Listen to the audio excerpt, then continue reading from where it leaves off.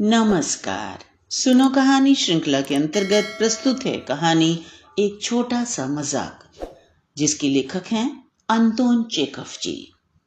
सर्दियों की खूबसूरत दोपहर। सर्दी बहुत तेज है। नादिया ने मेरी बाह पकड़ रखी है। उसके घुंघराले बालों में बर्फ इस तरह जम गई है कि वे चांदनी की तरह झलकने लगे हैं। होठों के ऊपर भी बर्फ की एक लकीर सी दिखाई देने लगी है। हम एक पहाड़ी पर खड़े हुए हैं। हमारे पैरों के नीचे मैदान पर एक ढलान पसरी हुई है, जिसमें सूरज की रोशनी ऐसे चमक रही है जैसे उसकी परछाई शीशे में पड़ रही हो। हमारे पैरों के पास ही एक स्लेज पड़ी है, जिसकी गद्दी पर लाल कपड़ा लगा हुआ है। चलो नादिया, एक बार फिसले, मैंने नादिया से कहा। सिर्फ एक बार, घबराओ नहीं, हमें कुछ नहीं होगा, हम ठीक ठाक नीचे पहुंच जाएंगे। लेकिन नादिया डर रही है। यहां से पहाड़ी के कगार से नीचे मैदान तक का रास्ता उसे बेहद लंबा लग रहा है।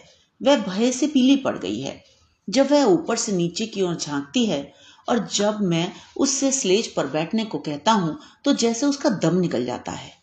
मैं सोचता हूं, लेकिन तब क्या होगा जब वह नीचे फिसलने का खतरा उठा लेगी? वह तो भय से मर ही जाएगी या पागल ही हो जाएगी। मेरी बात मान लो, मैंने उससे कहा। नहीं नहीं, डरो नहीं, तुम में हिम्मत की कमी है क्या? आखिरकार वह मान जाती है और मैं उसके चेहरे के भावों को पढ़ता हूँ। ऐसा लगता है जैसे मौत का खतरा मोल लेकर ही उसने मेरी यह बात मानी है। वह भय से सफेद पड़ चुकी है और कांप रही है। मैं उसे स्लेज पर बैठाकर उसके कंधों पर अपना हाथ रखकर उसके पीछे बैठ जाता हूँ। हम उस अथाह गहराई की ओर फिसलने लगते हैं। स्लेज गोली की तरह बड़ी तेजी से नीचे जा रही है। बेहद ठंडी हवा हमारे चेहरों पर चोट कर रही है। हवा ऐसे चिंगाड़ रही है कि लगता है मानो कोई तेज सीटी बजा रहा हो। हवा जैसे गुस्से से हमारे बदनों को चीर रही है। वह हमारे सिर उतार लेना चाहती है। हवा इतनी तेज है कि सांस लेना भी मुश्किल है। लगता है मानो शैतान हमें अपने पंजों में जकड़कर गरजते हुए नरक की ओर खींच रहा है। आसपास की सारी चीजें जैसे एक तेजी से भागती हुई लकीर में बदल गई हैं। ऐसा महसूस होता है कि आने वाले पल में ही हम मर जाएंगे। मैं तुमसे प्यार करता हूं नाद्या, मैं धीमे से कहता हूं। स्लेज की गति धीरे धीरे कम हो जाती है। हवा का गरजना और स्लेज का गूंजना अब इतना भयानक नहीं लगता। हमारे दम में दम आता है और आखिरकार हम नीचे पहुंच जाते हैं। नाद्या अधमरी सी हो रही है। वह सफेद पड़ गई है। उसकी सांसें बहुत धीमी धीमी चल रही हैं। मैं उसकी स्लेज से उठने में मदद करता हूं। अब चाहे जो भी हो जाए, मैं कभी नहीं फिसलूंगी, हरगिज नहीं। आज तो मैं मरते मरते बची हूं, मेरी ओर देखते हुए उसने कहा। उसकी बड़ी बड़ी आंखों में खौफ का साया दिखाई दे रहा है, पर थोड़ी ही देर बाद वह सहज हो गई और मेरी ओर सवालिया निगाहों से देखने लगी। क्या उसने सचमुच वे शब्द सुने थे या उसे ऐसा बस महसूस हुआ था? सिर्फ हवा की गूंज थी वह। मैं नादिया के पास ही खड़ा हूं। मैं सिगरेट पी रहा हूं और अपने दस्ताने को ध्यान से देख रहा हूं। नादिया मेरा हाथ अपने हाथ में ले लेती है और हम देर तक पहाड़ी के आसपास घूमते रहते हैं। यह पहेली उसको परेशान कर रही है। वे शब्द जो उसने पहाड़ी से नीचे फिसलते हुए सुने थे, सच में कहे गए थे या नहीं? यह बात वास्तव में हुई या नहीं? यह सच है या झूठ? अब यह सवाल उसके लिए स्वाभिमान का सवाल हो गया है, उसकी इज्जत का सवाल हो गया है। जैसे उसकी जिंदगी और उसके जीवन की खुशी इस बात पर निर्भर करती है। यह बात उसके लिए महत्वपूर्ण है, दुनिया में शायद सर्वाधिक महत्वपूर्ण। नादिया मुझे अपनी अधीरता भरी उदास नजरों से ताकती है, मानो मेरे अंदर की बात भांपना चाहती हो। मेरे सवालों का वह कोई असंगत सा उत्तर देती है। वह इस इंतजार में है कि मैं उससे फिर वही बात शुरू करूं। मैं उसके चेहरे को ध्यान से देखता हूं। अरे, उसके प्यारे चेहरे पर ये कैसे भाव हैं? मैं देखता हूं कि वह अपने आप से लड़ रही है। उसे मुझसे कुछ कहना है, वह कुछ पूछना चाहती है, लेकिन वह अपने ख्यालों को, अपनी भावनाओं को शब्दों के रूप में प्रकट नहीं कर पाती। वह झेप रही है, वह डर रही है, उसकी अपनी ही खुशी उसे तंग कर रही है। सुनिए, मुझसे मुंह चुराते हुए वह कहती है। क्या? मैं पूछता हूँ। चलिए एक बार फिर फिसलें। हम फिर से पहाड़ी के ऊपर चढ़ जाते हैं। मैं फिर से भय से सफेद पड़ चुकी और कांपती हुई नाद्या को स्लेज पर बैठाता हूँ। हम फिर से भयानक गहराई की ओर फिसलते हैं। फिर से हवा की गरज और स्लेज की गूंज हमारे कानों को फाड़ती है। और फिर जब शोर सबसे अधिक था, मैं धीमी आवाज में कहता हूँ, मैं तुमसे प्यार करता हूँ नाद्या। नीचे पहुंचकर जब स्लेज रुक जाती है तो नाद्या एक नजर पहले ऊपर की तरफ ढलान को देखती है जिससे हम अभी अभी नीचे फिसले हैं। फिर दूसरी नजर मेरे चेहरे पर डालती है। वह ध्यान से मेरी बेपरवाह और भावहीन आवाज को सुनती है। उसके चेहरे पर हैरानी है। न सिर्फ चेहरे पर बल्कि उसके सारे हाव भाव से हैरानी झलकती है। वह चकित है और जैसे उसके चेहरे पर यह लिखा है। क्या बात है, वे शब्द किसने कहे थे? शायद इसी ने। या हो सकता है मुझे बस ऐसा लगा हो, बस ऐसे ही वे शब्द सुनाई दिए हों। उसकी परेशानी बढ़ जाती है कि वह इस सच्चाई से अनभिज्ञ है। यह अनभिज्ञता उसकी अधीरता को बढ़ाती है। मुझे उस पर तरस आ रहा है। बेचारी लड़की, वह मेरे प्रश्नों का कोई उत्तर नहीं देती और नाक भौं चढ़ा लेती है। लगता है वह रोने ही वाली है। घर चलें? मैं पूछता हूँ। लेकिन मुझे तो यहाँ फिसलने में खूब मजा आ रहा है, वह शर्म से लाल होकर कहती है और फिर मुझसे अनुरोध करती है, और क्यों ना हम एक बार फिर फिसलें?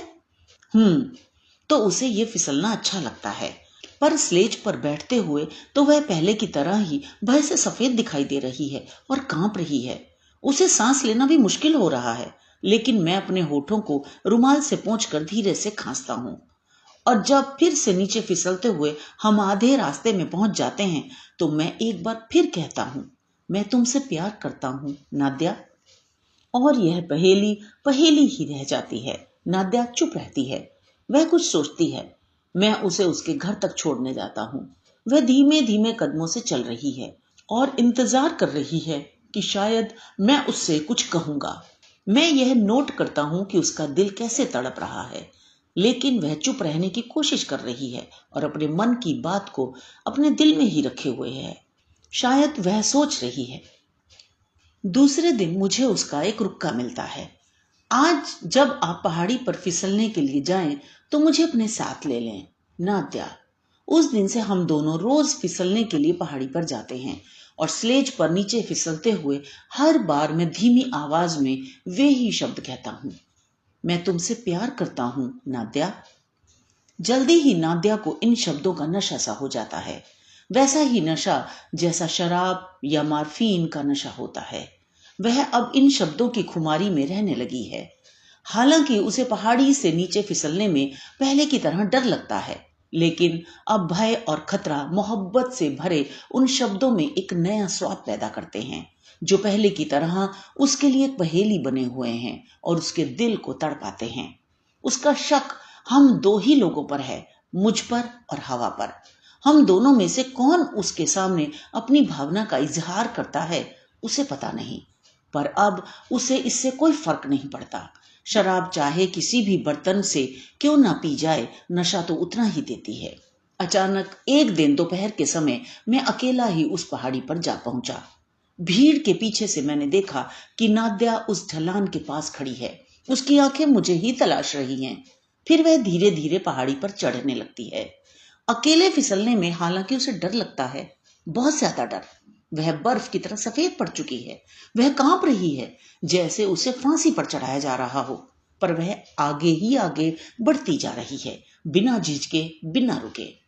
शायद आखिर उसने फैसला कर ही लिया कि वह इस बार अकेली नीचे फिसल कर देखेगी कि जब मैं अकेली होंगी तो क्या मुझे वे मीठे शब्द सुनाई देंगे या नहीं। मैं देखता हूं कि वह बेहद घबराई हुई भय से मुंह खोलकर स्लेज पर बैठ जाती है।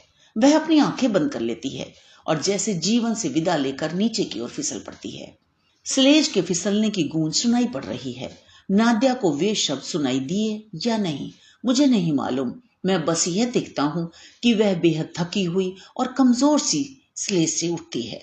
मैं उसके चेहरे पर यह पढ़ सकता हूं कि वह खुद नहीं जानती कि उसे कुछ सुनाई दिया या नहीं।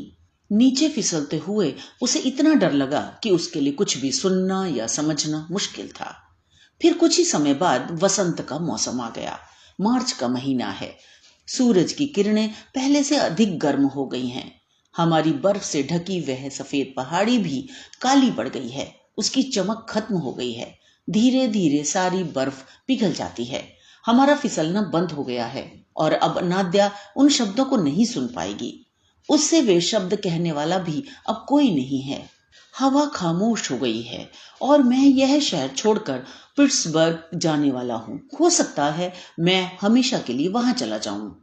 मेरे पिट्सबर्ग रवाना होने से शायद 2 दिन पहले की बात है। संध्या समय मैं बगीचे में बैठा था।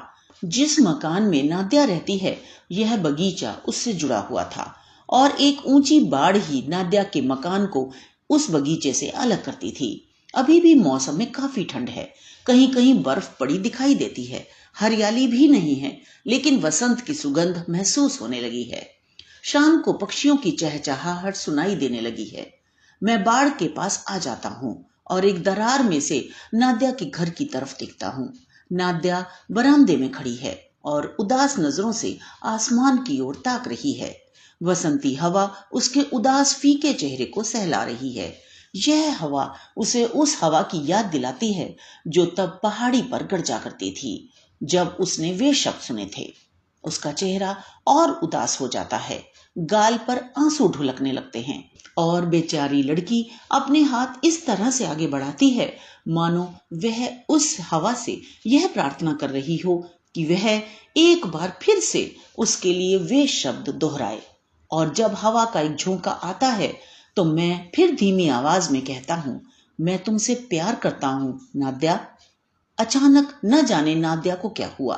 वह चौंक कर मुस्कुराने लगती है और हवा की ओर हाथ बढ़ाती है।